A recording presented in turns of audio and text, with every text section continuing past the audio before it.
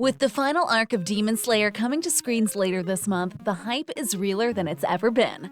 Between Ufotable's phenomenal track record for out-of-this-world animation quality and the abundance of emotional beats and storylines that'll find their conclusion in the Infinity Castle arc, it's gearing up to be one of the absolute best modern anime experiences. Hello and welcome back to Town Anime, and today we're diving into something a little more speculative. Because there's a pretty important question to ask here. Just how much are we actually going to see in this first movie, and what can we expect to be held off until later? Because going all the way from start to finish, the Infinity Castle arc is a pretty long one. After all, if Daki and Gyutaro alone took 7 episodes to go down, the entire Hashira lineup is definitely going to get a hell of a lot more screen time than that. To recap really quickly, this final arc, the Infinity Castle, takes place immediately after the conclusion of the Hashira training arc. After learning of Nezuko's sun immunity, which is revealed at the end of the Swordsmith Village arc, Muzan is obsessed with getting his hands on her. So, when Upper Moon Nakame's blood demon art allows them to spy on the Hashira training, they know the perfect time to strike.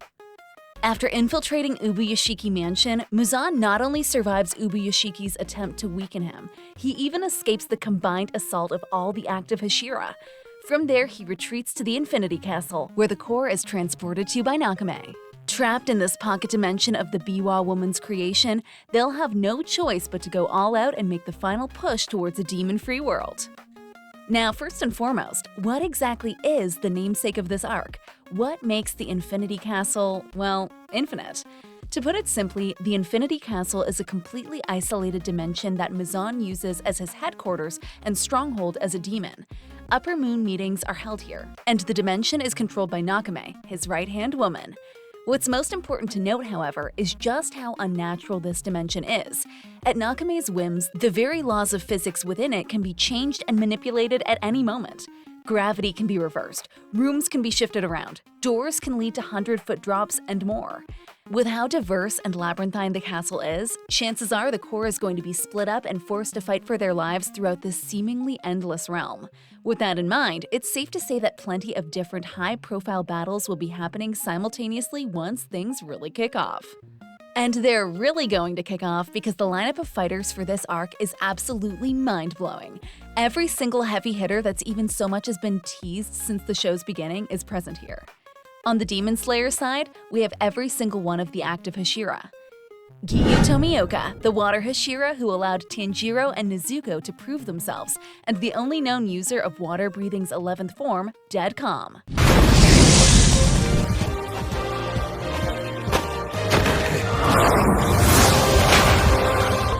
風の呼吸一の型純旋風詐欺見える動きを終えるぞおらとしててめえは俺たちとは違うんじゃねえのかよ水の呼吸死の型打ち潮七の型雫波紋月 Sanemi Shinazugawa, the temperamental wind Hashira, with a bone to pick against all of demonkind for what they did to his family. Between his unyielding fighting style and his blood being an intoxicant to demons, he's a force to be reckoned with.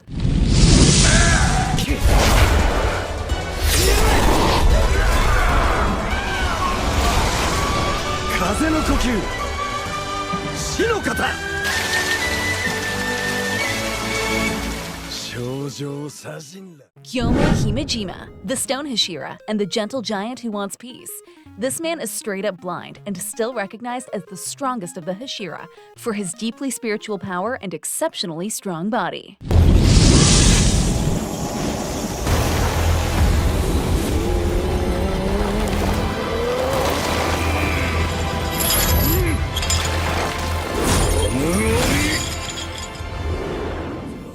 Obunai Ikuro, the serpent Hashira, who fights side by side with his snake companion, giving him an edge in single combat. 蛇の呼吸5の型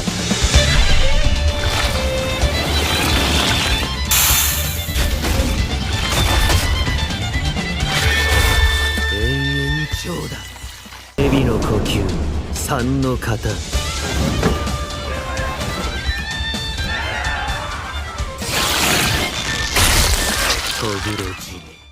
Mitsuri Kanroji, the love Hashira, who miraculously has musculature several times denser than a normal person, granting her superhuman levels of strength to go with her ultra-flexible sword.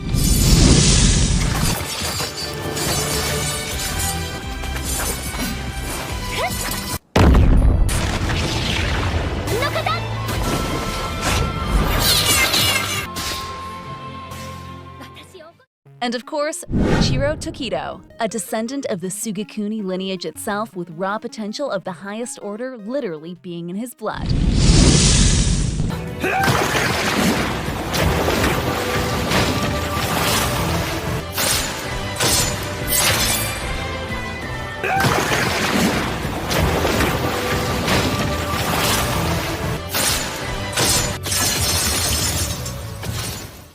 And then we've got the main trio, plus one, Nezuko, as well, who I'm not going to spoil anything about, but they're obviously going to really shine in this arc. Not only will we finally get to see Tanjiro making use of sun breathing in its full capacity, we'll also be introduced to a much more serious version of Zenitsu. For anyone who's forgotten, he received some crushing news about his former master and fellow pupil during the Hashira training arc, which forced him to steel his resolve and start acting like a true warrior. 気配が変わった善逸さん雷の呼吸1の型霹靂一閃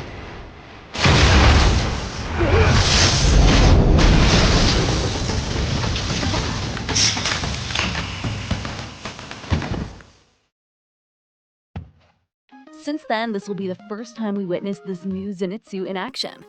As for Inosuke, well, he doesn't really need any gimmicks. He'll just smash stuff. 天井に張り付いてる伊之助は俺の幻覚なんだな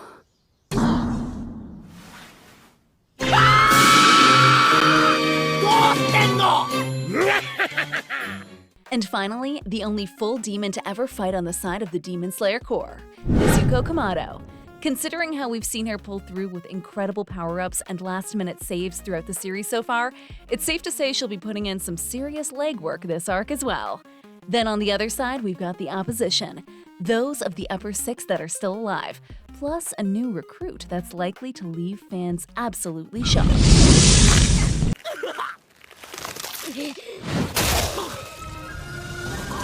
なんだこの蹴りの威力は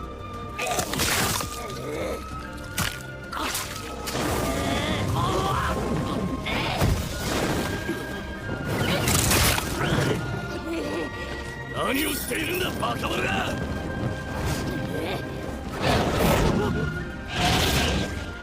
For starters, we have the one who controls the Infinity Castle herself, upper rank 4, Nakame. Originally a poverty-stricken Biwa player who murdered her bum of a husband, she developed a taste for committing murders before her performances, which would eventually lead her to Mizan and her subsequent life as a demon. With her being the linchpin of the dimension that the Slayer Corps will be trapped in, it's only natural that she'll be a major target as soon as they realize her role. Next up is Akaza, upper rank 3, and a fighter who purely uses martial arts.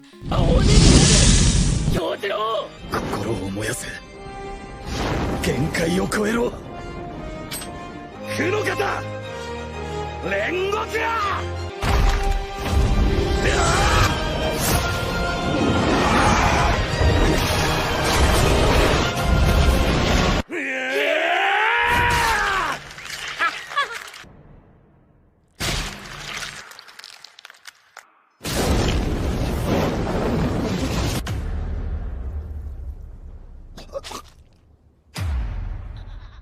One of the only demons who's ever shown any kind of sense of honor in the series, Akaza is a very popular character among the community. Considering his actions towards the end of the Mugen train arc and what he represents for many in the Corps, it's pretty safe to assume that Tanjiro at the very least will be making a beeline for him. He won't be alone, however, as Giyu will join the younger boy in this battle. Then we have who may be the most despicable of the current upper ranks, upper rank 2, Doma. A true psychopath who hides behind the facade of carefree friendliness, Doma is the leader of the Eternal Paradise Faith Cult, a cult he led since his human childhood, and later turned into his own personal cattle farm as a demon. から放っておけないぜ。何血をやるよ。二人ともだ。命というのは尊いものだ。だは鬼となり、俺のように12鬼になったことに後悔はねえ。幸せそうな他人を許さない。Perhaps the most important aspect of his past for this arc, however, is the fact that Doma is the one responsible for Shinobu Kocho's older sister, Kanai Kocho. Taking that into consideration, it's pretty much a given that we're going to see Shinobu hunt him down to avenge her sister. How that battle will go, however, is anyone's guess. Finally, we have Upper Moon 1, Kokushibo, who has thus far only been seen once in the anime. With an appearance that's all but identical to the legendary Yoriichi Sugikuni, Kokushibu's raw presence has been shown to be in a completely different league from any of the other demons under Muzan.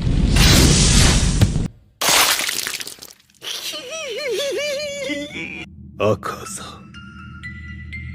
お前は度が過ぎる。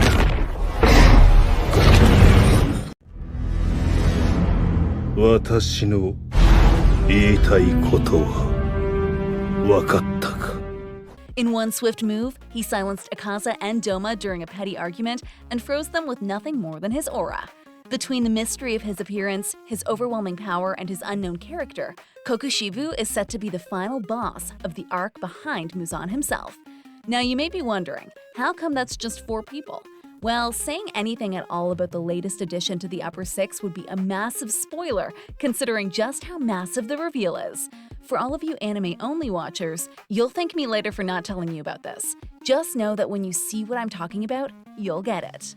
All that being said, it's unlikely that the first movie we're going to get is going to cover the battles between all of these characters. Considering the Infinity Castle arc in the manga is a solid 40+ chapters even without the second half of it, which is the Sunrise Countdown arc, we're probably looking at roughly 20 or so chapters for this first movie. If we use the pacing of the Entertainment District arc as a model, which adapted around 30 chapters into 10 episodes, we can reasonably expect this first movie to cover 15 to 20 chapters. That's enough for 2 to 3 high-stakes fights plus setup.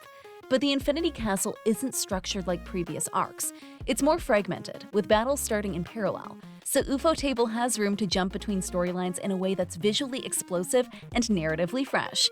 With that in mind, it's probably safe to assume 3 big fights are coming in the first movie. Specifically, Tenjiro and Giyu versus Akaza, Shinobu versus Doma, and the third involves that mystery Upper Moon I mentioned earlier. Even from a thematic perspective, it makes sense to have these fights grouped into one movie, since they all revolve around the idea of revenge. Tanjiro and Giyu getting justice for Rigoku, Shinobu avenging his sister, and you'll just have to wait and see the third one. In the meantime, the rest of the core will likely work on holding off Kokushibo and hunting down Nakame to free them from the unfamiliar battlefield they're trapped in.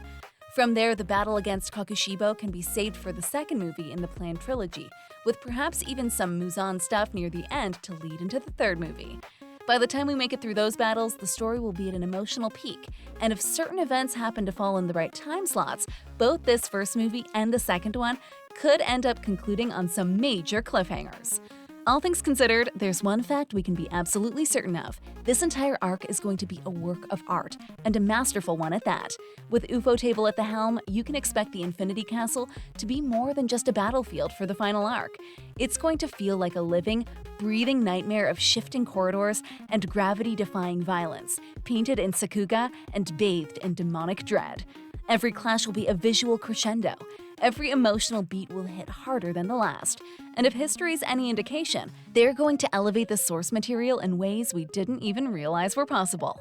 Thanks for watching. Don't forget to like and subscribe to the channel and ring that notification bell to be notified of any latest uploads. That said, see you in the next one.